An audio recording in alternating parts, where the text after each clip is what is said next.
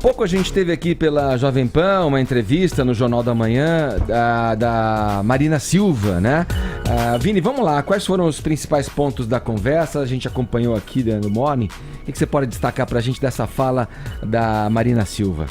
É isso, Edgar. A Marina Silva, que é um assunto que toca bastante a ela aí, né, na pauta que ela sempre coloca aí como política de governo, já foi ministra do Meio Ambiente, foi criticada, você vai lembrar, né, naquele episódio de Mariana, por não ter ido até o local, e agora ela acabou indo até Brumadinho, estava acompanhada lá do senador Randolfo Rodrigues, também, Edgar, e ela falou que, apesar de não ter ido em Mariana na época, ela participou de algumas reuniões em que ela propôs sempre uma fiscalização e uma punição maior para esse tipo de crime ambiental. Ela fez questão até de dizer, né, que a gente não pode tratar isso que aconteceu lá em Brumadinho como um acidente, como um desastre, e sim como um crime, né? E ela afirmou que entidades ambientais fazem aí um trabalho bastante difícil, trabalham com pouca estrutura,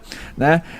E o poder público vê o investimento na área ambiental como se fosse um custeio. E aí ela falou, né, que os governantes acabam se elegendo demonizando aí alguns órgãos ambientais e tratam esse assunto como estratégico, né, que não se pode fazer bilhões de investimentos e dar condições necessárias de trabalho para os agentes públicos, né? Se faz bilhões de investimentos e não se dá a qualidade e o investimento necessário, as condições necessárias para esses agentes públicos. Falou que o governo federal deve ter um sistema estruturado para prevenir esse tipo de tragédia. Ela até comentou algumas ações que ela executou quando estava à frente da pasta do Ministério do Meio Ambiente. Vamos acompanhar, Edgar, o momento que ela faz essa crítica aí ao discurso atual do governo ao meio ambiente.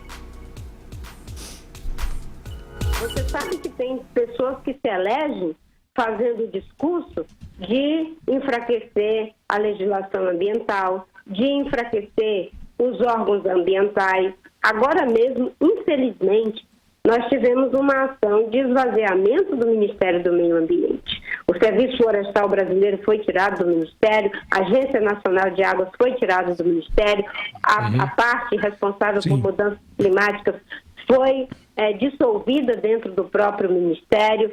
A FUNAI deixou de ser uma ação do Ministério da Justiça e passou agora a demarcação ser do próprio Ministério da Agricultura. Tudo isso contribui para que a gente tenha situações como essa. Tá, então, Edgar, a palavra da Marina Silva, que mostrou, obviamente, solidariedade, né, com as vítimas e as famílias, né, de toda essa tragédia lá em Brumadinho, mas também aproveitou a situação aí para fazer uma crítica àqueles que vendem um discurso de fragilidade à fiscalização ambiental no país. É bem importante essa crítica da Marina Silva, na verdade. É uma reflexão bem importante que ela colocou, mas eu acho que nesse momento, embora a gente tenha que estar aberto a todas as críticas, também é importante a gente, como eleitor, estar muito atento a quem vai tentar ganhar capital político em cima de uma tragédia. Eu acho que a reflexão dela, de novo, é bem importante, mas assim como ela está falando sobre o assunto, muita gente vai falar e muita gente deve falar de maneira equivocada e pensando em votos e pensando em algum tipo de vantagem política. Acho que é importante ficar atento. Bom, eu só brevemente aí sobre a entrevista da Marina Silva, um pouquinho antes, houve a entrevista do ministro Ricardo Salles, né, do Meio Ambiente. Pegando carona aí no que o Andreasa falou, associar essa tragédia, né, aí em Brumadinho ao atual governo é passar um grande atestado de desonestidade intelectual. Na entrevista do ministro Ricardo Salles, que eu já critiquei aqui em ocasiões anteriores, ele falou muito bem.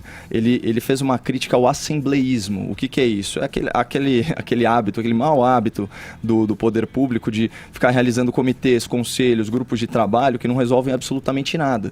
E o que ele disse sobre a desburocratização do licenciamento ambiental é que ele atende a critérios de impacto ambiental. Portanto, ele prioriza os casos de alto risco e alto impacto ambiental para desafogar os técnicos, porque é aquela situação que eu retratei anteriormente, né? A gente tem só 3% das barragens vistoriadas, essa é a nossa realidade. Agora, pegando carona no que o Fefito falou, né, do ganho de capital político.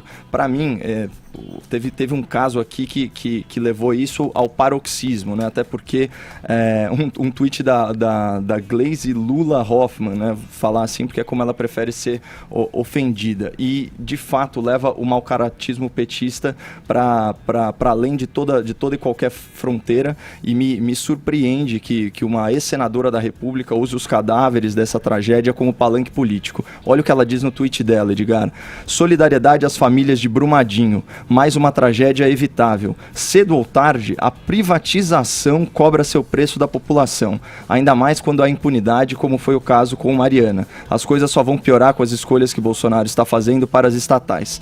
Olha só isso, né? Cedo ou tarde, a privatização cobra seu preço da população. Ela ignora, né, que 30% da população tem plano de saúde. Se você vai para as classes A e B, esse número vai para 45%. Por quê? Porque a saúde pública é um lixo, né, essencialmente. Ela ignora que 26% dos alunos de educação básica têm que contratar a escola particular. Por quê? Porque educação pública é péssima. Em compensação, você vai na USP, nos cursos mais concorridos, de cada 4 alunos, 3 vieram de escola particular. Estou falando medicina, engenharia, direito e por aí vai. Então, olha a desonestidade intelectual.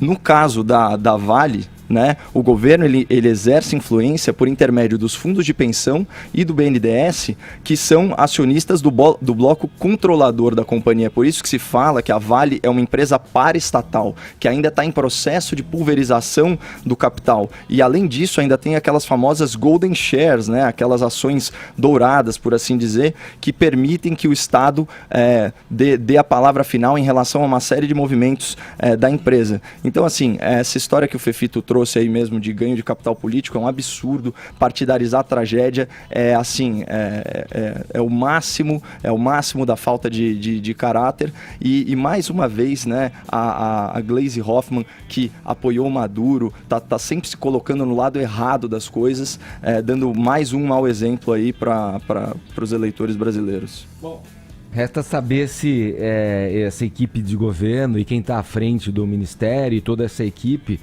Você falou do Ricardo Salles aí, que fala em fortalecer as leis, tudo, e ao mesmo tempo flexibilizar para que o regime de leis não impeça que o investimento seja feito no país. Tudo isso vai reverter em coisa boa para a gente. Quando você fala em flexibilização ambiental, são situações prosaicas, sabe, Edgar? Do tipo, você tem, sei lá, uma árvore podre no quintal da sua casa, você poder cortar ela sem ter que pagar propina para um fiscal mal intencionado, você seguir as leis do Código Florestal, garantindo que a cartografia esteja de acordo com a realidade. Perfeito. Esse tipo de coisa, não um caso de barragem. Sim. É muito feio fazer essa associação. Então, mas perfeito. Se vai fortalecer as leis na questão das barragens, que é o assunto do momento que está em evidência, resta saber com relação ao meio ambiente como um todo. É uma questão, sim, que está no debate político e entra, sim, numa guerra ideológica.